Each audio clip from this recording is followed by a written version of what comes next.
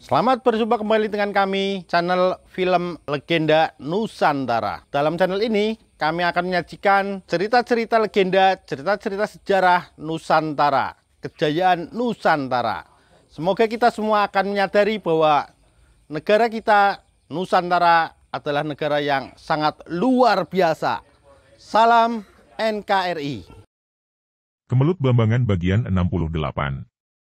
Ia memang sudah sering merasakan kesenangan, namun itu pun hanya merupakan perasaan hati yang tiada bedanya dengan kekecewaan, kepuasan, kesusahan, kekhawatiran, yang semua itu hanya sementara belaka, hanya di permukaan, pergi datang silih berganti, hanya permainan hati akal pikiran yang mempermainkan perasaan, terkadang diangkat, terkadang dibanting.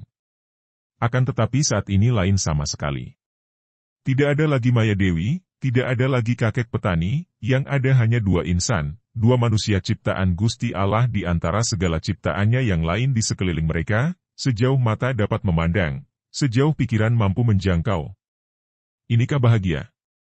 Maya Dewi kembali ke alam fana dan ia memandang kakek itu. Kakek itu menawarkan air kendi, itulah yang membuat ia sadar kembali bahwa ia tadi mengembara di alam sorgawi. Minumlah, Mas Ayu.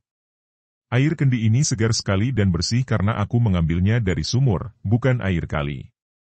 Kakek itu lalu menuangkan air dari lubang pancuran di perut kendi. Dia membuka mulutnya dan air kendi memancur masuk ke mulutnya dengan tepat walaupun air itu mancur dalam jarak sehasta dari mulutnya.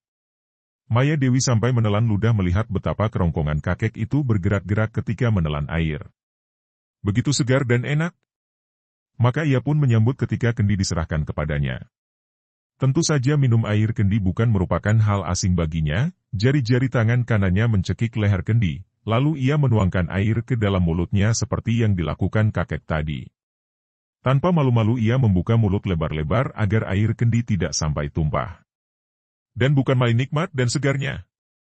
Apalagi kerongkongannya memang agak serat, tersendat, setelah makan singkong rebus yang mempur tadi. Setelah mereka kenyang mereka berhenti makan minum dan Maya Dewi memandang wajah kakek itu sambil tersenyum gembira. Terima kasih, Paman.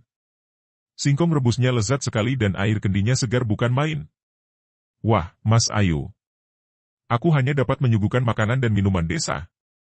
Biasanya para priai dari kota tidak mau makanan dan minuman seperti ini. Akan tetapi Andika menikmatinya. Aku merasa senang sekali. Mas Ayu ini tentu seorang priai dari kota pula, mengapa berada di sini dan sudi bercakap-cakap dengan aku, bahkan sudi pula menerima suguhanku?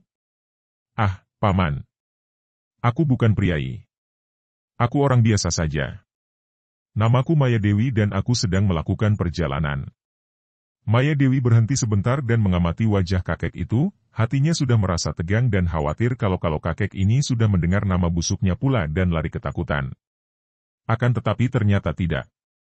Kakek itu bersikap biasa saja dan senyumnya masih ramah. Maka ia pun melanjutkan dengan gembira.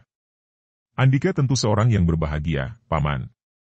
Petani itu memicingkan matanya memandang Maya Dewi dengan lagak lucu akan tetapi sinar matanya memancarkan keheranan karena selain dia menganggap pertanyaan itu aneh dan lucu, dia pun sama sekali tidak mengerti. Mas Ayu, aku ini seorang petani, hidup sebagai seorang duda tanpa anak istriku meninggal dunia beberapa tahun yang lalu. Aku seorang duda petani yang hidup sendiri di dusun sana, bukan seorang yang... Apa tadi yang Andika maksudkan? Seorang yang berbahagia. Aku tidak mengerti apa itu berbahagia. Maya Dewi menjadi bingung karena sesungguhnya ia sendiri juga belum yakin benar bagaimana rasanya bahagia itu, kecuali pada saat-saat tertentu dan kemudian hilang kembali. Karena tidak mungkin menerangkan bagaimana bahagia itu, maka ia akan bertanya tentang hal-hal yang menghilangkan kebahagiaan. Paman bilang kehilangan istri dan hidup sebatang kara tanpa ada orang yang menemani hidup Paman, apakah Paman tidak merasa kesepian dan nelangsa hidupmu? Wah, tidak sama sekali, Mas Ayu. Semua penduduk dusun mengenalku dan aku hidup rukun dengan mereka semua. Mereka itu kuanggap keluargaku sendiri. Kita merupakan keluarga besar. Aku sama sekali tidak kesepian, Mas Ayu. Maya Dewi mengerutkan alisnya. Tentu saja Bagus Sajiwo pernah memberitahu kepadanya bahwa seluruh manusia di dunia ini sesungguhnya adalah keluarga kita sendiri. Akan tetapi begitu banyak orang membencinya, memusuhinya. Paman, bagaimana kalau ada penduduk yang membencimu? Membenciku? Mengapa? Kalau aku baik dan sayang kepada mereka, tentu mereka juga baik dan sayang kepadaku, Mas Ayu. Akan tetapi andai kata ada yang membenciku, ya biar saja, itu urusannya. Yang penting aku tidak membenci siapa-siapa, sehingga dapat enak makan dan enak tidur. Akan tetapi keadaanmu yang miskin, apakah hal itu tidak menyusahkan hatimu, Paman? Apakah Paman tidak ingin keadaanmu lebih makmur seperti banyak orang lain? Kakek itu tertawa memperlihatkan mulutnya yang ompong. Hehe, aku tidak pernah susah dengan keadaanku dan aku tidak pernah iri kepada orang lain, Mas Ayu. Aku selalu rima ing pandum, menerima dengan syukur apa yang menjadi bagiannya. Boleh jadi aku miskin, akan tetapi aku tidak merasa miskin, karena aku tidak merasa kurang. Aku mempunyai sepetak sawah ini, punya rumah gubuk, mau apa lagi? Aku bekerja giat sebagai kewajiban hidupku, akan tetapi bagaimana hasil akhirnya, hal itu bukan kekuasaanku untuk menentukan. Apakah engkau tidak pernah merasa bersedih, Paman? Tentu saja. Orang hidup bagaimana mungkin tidak pernah merasa sedih? Misalnya ketika istriku meninggal dunia, tentu aku merasa sedih. Atau ketika tanaman di sawahku gagal. Akan tetapi kesedihan itu hanya mampir sebentar karena aku tahu bahwa disedihkan bagaimanapun juga, kesedihan itu tidak akan mengubah keadaan menjadi lebih baik, bahkan mungkin bertambah buruk. Itu tadi, Mas Ayu, rima ing pandum. Maya Dewi tersenyum. Kalau begitu, Andika adalah orang yang berbahagia, Paman. Entahlah, Mas Ayu. Akan tetapi, terus terang saja, aku sama sekali tidak butuh bahagia. Biarlah aku seperti sekarang ini. Bahagia atau tidak, aku tidak ingin kehidupanku ini berubah. Satu pertanyaan lagi, Paman. Bagaimana kalau kelak sewaktu-waktu Paman jatuh sakit karena usia tua padahal Paman tidak mempunyai keluarga? Apakah itu tidak menyedihkan hatimu? Hehehe, Andika ini aneh-aneh saja, Mas Ayu. Aku tidak mau memusingkan hal-hal yang belum terjadi. Bagaimana nanti sajalah? Siapa sih yang mengetahui apa yang akan menimpa dirinya? Maaf, Mas Ayu, aku mau melanjutkan pekerjaanku.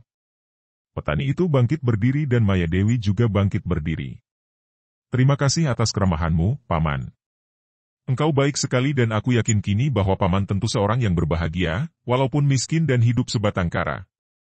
Terserah anggapan Mas Ayu saja. Maya Dewi meninggalkan tempat itu, melanjutkan perjalanannya, akan tetapi ia berhenti menengok, lalu bertanya kepada petani yang sudah memegang cangkulnya itu. Oh ya, Paman. Apakah Paman melihat seorang laki-laki menunggang kuda membawa seorang anak laki-laki? Laki-laki menunggang kuda. Ah, ya, aku ingat sekarang. Kemarin sore aku melihat seorang laki-laki membalapkan kudanya dan dia memboncengkan seorang anak laki-laki di depannya. Kemana dia pergi, Paman? Dia membalapkan kudanya ke arah sana. Kakek itu menunjuk ke arah utara. Terima kasih, Paman. Maya Dewi berkata girang dan ia lalu berlari cepat sekali sehingga kakek petani itu memandang dengan bengong, merasa seperti dalam mimpi karena wanita cantik yang tadi makan singkong bersamanya, tiba-tiba saja tubuhnya berkelebat dan lenyap dari situ. Setelah jauh meninggalan daerah pertanian itu dan mulai melewati dusun, Maya Dewi berjalan biasa. Ia beberapa kali senyum sendiri, teringat akan percakapannya dengan kakek petani tadi. Ia mendapatkan pengertian baru tentang kebahagiaan. Kalau aku tidak keliru, kata hatinya, setiap orang hidup sebetulnya telah bahagia. Gusti Allah menciptakan manusia bukan untuk ditakdirkan menderita. Ciptaan yang maha sempurna itu sudah tentu sempurna pula. Kalau kita merasa tidak berbahagia, hal itu berarti ada sesuatu yang menghalanginya. Kalau penghalang itu disingkirkan, maka bahagia ada di sana, di dalam hati setiap orang manusia. Jadi ketidakbahagiaan itu timbul karena ulah kita sendiri. Kalau hidup ini wajar dan berserah diri kepada Gusti Allah yang Maha Kasih, dapat narima ing pandum, yaitu menerima segala hal yang menimpa dirinya dengan rasa syukur karya semua itu terjadi atas kehendaknya, tanpa meninggalkan ikhtiar kita sekuat tenaga, maka kebahagiaan tidak akan terhalang dan bersinar seperti matahari tak terhalang mendung. Ia dibenci orang, mengapa harus berduka? Kalau ia menerima kenyataan itu sebagai hal yang wajar, karena memang ia sendiri ING bersalah, dan ia berikhtiar sekuatnya untuk melaksanakan kehendak Gusti Allah, menjadi penyalur berkatnya kepada orang lain yang membutuhkannya, maka berarti ia menghilangkan penghalang bagi kebahagiaannya. Ia harus menerima semua perlakuan pahit terhadap dirinya itu.